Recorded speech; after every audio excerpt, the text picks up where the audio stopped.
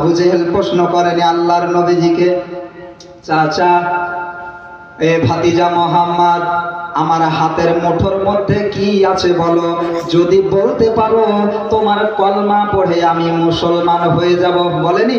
বলেছিল। তাই আপনার শায়ের আপনার লিখেছেন, আবু জেহেল বলে এ নবীজিকে কি আছে বলো আমার হাতে, ওই হাতের পাথরে কালমা পড়ে নবীর বারংবার। জোরে বলেন সুবহানাল্লাহ, হাত উঠিয়ে বলেন তো ইয়া রাসূলুল্লাহ। রাসূলুল্লাহ নবীজিকে তাহলে নবীর আশিক সবাই বসে আছে নাকি? হ্যাঁ, আবু জেহেল আপনার প্রশ্ন করেছিল, তাই আপনার শায়ের বলে দিয়েছেন। আবু জেহেল বলে এ নবীজিকে কি আছে বলো আমার হাতে, ওই হাতের পাথর